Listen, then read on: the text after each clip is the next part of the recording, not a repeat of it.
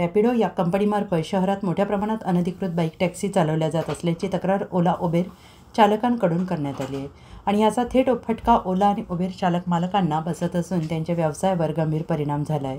अनेक चालक उपासमारीच्या उंबरठ्यावर आल्याचं त्यांनी म्हटलं आहे। परमिट नसताना या गाड्या रस्त्यावर धावत असल्याने ओला उबेर चालकांच्या मनात प्रश्न निर्माण झाले की अशा गाड्या चालतात तरी कशा। त्यातच यूपी आणि बिहार पासिंगच्या गाड्या देखील मुंबईत धावताना दिसतात। यामागे कोणाचा आशीर्वाद आहे असा सवाल उपस्थित केला जातोय। काही प्रवासी स्वस्त पर्याय मिळावा म्हणून टू व्हीलर टॅक्सीने प्रवास करतात, मात्र या प्रवासादरम्यान त्यांचा जीव धोक्यात घालण्याची शक्यता वाढते असा इशारा चालक संघटनांनी दिलेला आहे। समर्थ गावकरी न्यूज नेटवर्कसाठी प्रतिनिधी विष्णू बुरे। नमस्कार, मी विष्णू बुरे। तर आपण आता कामोठे नवी मुंबई येथे तर आपल्यासोबत ओला उबेरचे चालक आहेत, मालक आहेत, मोठ्या संख्येने इथे उपस्थित आहेत। गेल्या कित्येक दिवसापासून महिन्यापासून यांचं आंदोलन चालू आहे। त्यांच्या काय मागण्या आहेत, अजून मागण्या पूर्ण झाल्या नाही झाल्या, परिवहन विभागाकडून त्यांना काय मेसेज आला, चांगला आला, वाईट आला किंवा आलाच नाही, आपण त्यांच्याकडून जाणून घेऊया। आणि हे 3-4 दिवस झाले आपले जे रॅपिडो आहे, रॅपिडोच्या माध्यमातून ते टू व्हीलर चालवतात, त्या माध्यमातून पण या ओला उबेर चालकावर आणि मालकावर उपासमारीची वेळ आलेली आहे। कारण हे ओला उबेरच्या ज्या गाड्या आहेत ते वर्षाला 35,000 ते 40,000 रुपये फक्त RTOला खर्च आहे। तर आपण त्यांच्याकडून जाणून घ्या। आज त्यांनी परिवहन विभाग, आपला जो वाहतूक विभाग आहे, खारघर असेल किंवा बेलापूर असेल, त्यांना त्यांची भेट घेतली आणि निवेदन दिलं। निवेदनामध्ये काय मागण्या आहेत आणि पोलीस वाहतूक विभागाकडून यांना काय मेसेज आला, काय त्यांच्याकडून जाणून घ्या। सर, आपण आज गाड्या थांबवल्या आहेत आणि वाहतूक विभागाला पण भेट दिली आपण, निवेदनामध्ये काय मागण्या मागल्या तुम्ही त्यांनी? निवेदनामध्ये आम्ही एवढंच सांगितलेलं आहे की ही जी कंपनी अनलिगल आहे, तुम्ही त्याच्यावरती कारवाई करा आणि अधिकाराने करा। का तर इथल्या स्थानिकांच्या रोजगाराचा तो प्रश्न आहे। आणि निवेदनामध्ये आम्ही हेही सांगितले त्यांना की तुम्ही एक ड्राईव्ह राईड घ्या, तुम्हाला जर जमत नसेल तर आम्ही तुम्हाला मदत करतो, आम्ही गाड्या बुक करतो आणि तुम्हाला दाखवतो की किती संख्येनं इथं बाईक टॅक्सी चालू आहे। आता पोलीस बांधव पण तुमच्यासोबत, किती गाड्यांना फाईन मारली, किती गाड्या जप्त करण्यात आल्या वाहतूक विभागाने? आज वाहतूक विभागानं गाड्या 15 ते 20 गाड्या पकडलेल्या, जप्ती करायचे होते, पण ते म्हटले ठीक आहे, थोडं एक सौम्य दाखवलं त्यांनी की बाबा चला जप्त करायला नको। जे ॲग्रेसिव्ह त्यांना उलटसुलट बोलत होते त्या 5 गाड्यांना त्यांनी 10,000 रुपयाचा फाईन मारला आहे आणि त्याने सांगितलेलं आहे आम्ही तुम्हाला पूर्ण सहकार्य करू। उद्यापासून आमचे 2 स्क्वॉड हे पूर्ण नवी मुंबई आणि पनवेल रायगडमध्ये फिरणार आहेत। तर आपल्याकडे अजून पण सर काय परिस्थिती आहे लोकांची, आता जे गाड्या चालू आहेत टू व्हीलर, काय नक्की परिस्थिती आहे लोकांची? आता परिस्थिती अशी आहे, जे रिक्षाचं भाडं आहे बरोबर, त्यापेक्षा बेकार पद्धतीनं यांचं काम चालू आहे बरोबर। आता मिनी गाडी असो, आम्ही 13-13, 10-10, 12-12 लाखाच्या गाड्या घेतलेल्या आहेत बरोबर। आम्ही सरकारला टॅक्स देतो बरोबर, सरकारकडनं गाडी आम्ही पासिंग करून घेतो, आम्ही वर्षाला एवढा मोठा इन्शुरन्स काढून एवढे मोठे खर्च आम्ही करतो बरोबर। आणि ही रॅपिडो जी बाईक टॅक्सी आहे ही प्रायव्हेट आहे, फक्त इन्शुरन्स आणि लायसन। जे आम्ही दुपारी RTOने ज्या गाड्यावर कारवाई केली त्या प्रत्येक गाड्यामध्ये ID वेगळा, कोणाचा नंबर प्लेट वेगळा, कोणाची नंबरच नाही। तर अशा पद्धतीनं खूप वाईट परिस्थिती आहे। हेल्मेटसुद्धा नाही, त्याचंही हेल्मेट फाटलेलं, मागच्याला तर बसायला हेल्मेटच नाही। मग जर अशा पद्धतीत हे चालू राहिलं तर हे किती नुकसान आहे आणि जे आपले कस्टमर आहेत त्यांचा किती याच्यामध्ये नुसता फायदा बघून फावणार नाही, त्यांच्या जीवाशी खेळता येते। मग हे कुठपर्यंत चालून द्यायचं असं आमचं म्हणणं आहे। जसं की तुम्ही बोलला, आता कस्टमर थोडे 10-20 रुपये किंवा थोड्या पैशाच्या फायद्यासाठी आपला जीव धोक्यात घालतो, त्यांना काय मेसेज द्याल? आता रॅपिडो बुक करतात, टू व्हीलर 4 व्हीलरमध्ये न जाता फरक काय नाही पडत, 50 किंवा 100चा फरक पडतो, पण खूप मोठे रिक्स आहे नागरिकांसाठी, त्यांना काय मेसेज द्याल? त्यांना मी एकच मेसेज देईल, शक्यतो आपले जे मिनी गाडी असेल, सेडन असेल, एक्सेल असेल किंवा आपली रिक्षा असेल ही बुक करा। कारण तुम्ही बाईक 100 ते 200 रुपये किंवा 50-20 रुपयासाठी जी तुम्ही बाईक बुक करता त्यात तुम्हाला धोकाच धोका आहे। कुठला माणूस आला, काय आला, तुम्ही काय करणार? ॲक्सिडेंट झाल्यावर तुमचा पास होणार आहे का इन्शुरन्स? कारण तुम्ही जी वाहतूक करता ही कमर्शियलमध्ये आहे बरोबर, आणि हे प्रायव्हेटमध्ये होत नाही। लक्षात आलं का? जी प्रायव्हेट गाडी आहे ही कमर्शियलमध्ये धंदा करू शकत नाही। तर माझं एकच सगळ्या कस्टमरला किंवा पब्लिकला एकच सांगणं आहे की जास्तीत जास्त ऑटो किंवा कॅब बुक करा, तुम्ही बाईक टॅक्सी बुक करू नका। यानं उद्याच्याला ॲक्सिडेंट झाला तर नक्कीच तुम्हाला याचं नुकसान भोगावं लागणार आहे। तर आपल्यासोबत अजून काही चालक आहेत, त्यांना विचारूया। सर, हे आता जे 1-1.5 महिन्यापासून जे आपला धंद्यावर परिणाम झाला, काय परिस्थिती आहे तुमच्या घरची आणि गाडींची काय परिस्थिती आहे?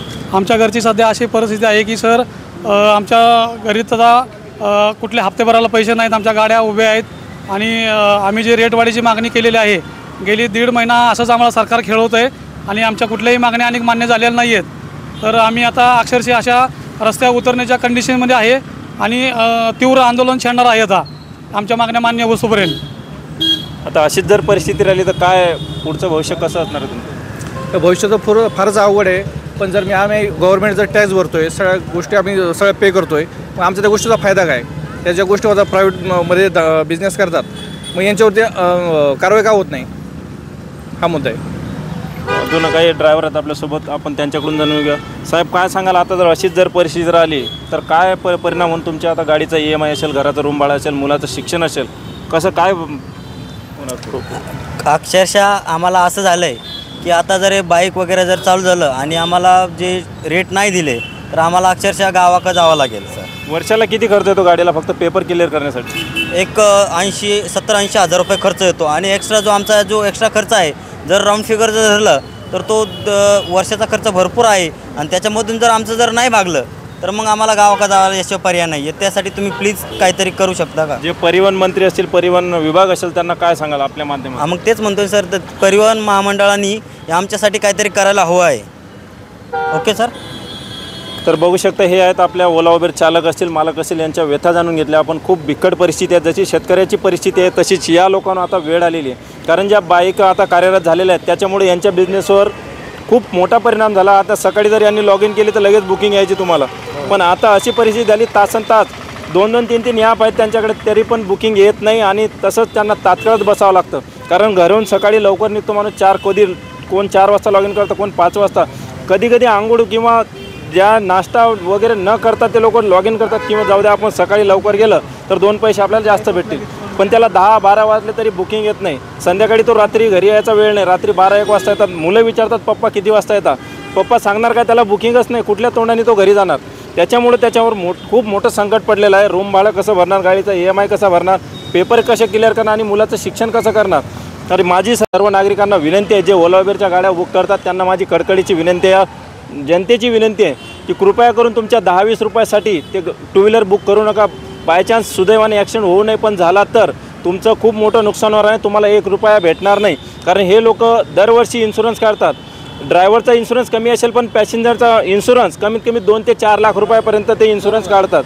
तर कृपया करून 10-20 रुपयाकडे बघू नका, हे गाड्या बुक करा आणि बेरात्री हे गाडी सुखरूप पोहोचते, कारण ड्रायव्हरचे 2 ID असतात, एक गावाकडचा आणि एक इथला। ड्रायव्हरने तुमच्यासोबत थोडे काही केलं तर तो ड्रायव्हर पकडला जातो आणि तुम्हाला न्याय तिथं मिळतो। तर आपल्यासोबत आकाश भाऊ आहेत, हे पार्ट टाईम आपलं कुठं जॉब करून पार्ट टाईम गाडी चालवतात, तर आपण त्यांना विचारूया, हे रॅपिडो जे कंपनी आहे ते कुठं त्यांनी लॉग इन केली, कुठं ऑफिस आहे, काय आहे? साहेब, हे आता तुम्ही रॅपिडोमध्ये गाडी चालवता, याचं ऑफिस कुठं बघितलं का, कुठला तुमचा तो रॅपिडोचा सदस्य येऊन गाडी लॉग इन केली? सर, याचं काय ऑफिस वगैरे काही नाही आहे, मी ॲप्लिकेशनवरती फेसबुकवरती बघितलं होतं, त्याच्यामध्ये नंतर त्याच्यामध्ये लॉग इन वगैरे केलं आणि चालू केलं आणि त्याच्यावरतीच राईड मारतोय। नाही, आता हे सगळे ओला बांधव आहेत, ओला उबेर चालक मालक आहेत, त्यांनी काय समजावलं, काय ताकीद दिली? नाही, त्यांनी तर व्यवस्थित समजून सांगितलं। आता ते 8-8 लाखाच्या गाड्या घेऊन वापरतायत, आम्ही इथं 1 लाखाची गाडी घेऊन वापरतो, आम्ही त्यांच्याशी जास्त धंदा करतो, त्यांचं पण चुकीचं आहे ना। शेवटी आम्हाला पण इन्शुरन्स नाही, मागं कस्टमरला इन्शुरन्स नाही, उद्या एखादी लेडीज बसली मागं, धक्का बिका लागला चुकून, परत ती कंप्लेंट आमच्यावरच करणार आहे, परत कंपनी सरळ सांगते की तुमच्यावर आम्ही ॲक्शन घेत नाहीत, आम्हाला तुम्हाला ओळखत नाही तुम्ही। शेवटी आम्हाला पोलीस स्टेशनला जायला लागलं, 10-10 हजार रुपयाचा दंड बसला गाड्यावरती, तर आमच्यासारखा गरीब माणूस काय करेल मला सांगा ना। नाही, आता तुम्हाला जसं थांबवलं असे खूप लोकांना थांबवलं, काही लोक तक्रारी करतात खोट्या, की हे लोक हरिरावी करतात, आई बहिणीवर शिवीगाळ करतात, असं तुमच्यासोबत काय व्यवहार झाला? नाही सर, प्रत्येकाने दादानी व्यवस्थित समजून सांगितलं, त्यांनी काय चुकीचं सांगितलं नाही मला, त्यांनी काळजीपूर्वक सगळं समजून सांगितलं आहे। उद्या माझं पण नुकसान झालं तर माझ्या पण घरची माझ्या बायका पण उपाशी पडतील ना या गोष्टीमुळं। आज ते पण 5-5, 10-10 लाखाच्या गाड्या घेऊन फिरतायत, त्यांचं पण काहीतरी असेल, त्यांच्या पण घरी आहेत ना, प्रत्येकाचं आई बापाचं पोट आहे, प्रत्येकाला पोट आहे, असं चालत नाही ना।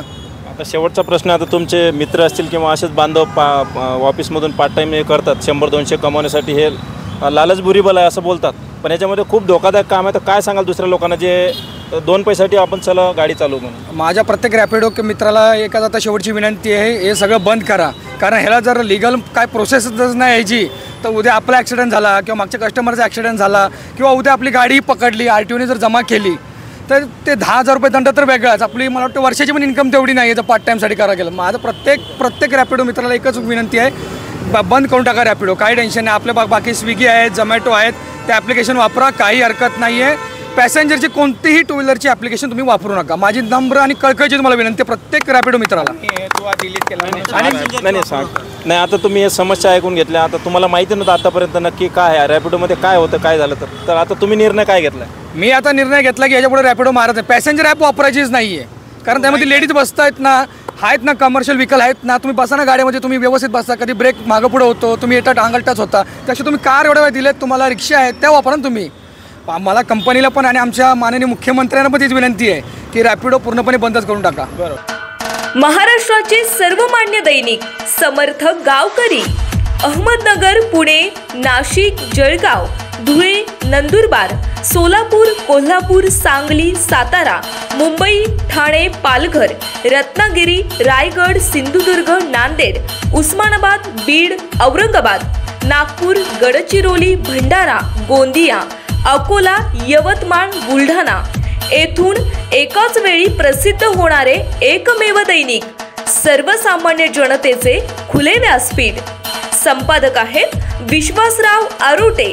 मोबाईल नंबर आहे 9423 38 85 08. दुसरा मोबाईल नंबर 9423 46 72 72. तिसरा मोबाईल नंबर 75 88 15 0001. वेबसाईट आहे sgavkari.com. मेल आय डी आहे akl gavkari@gmail.com.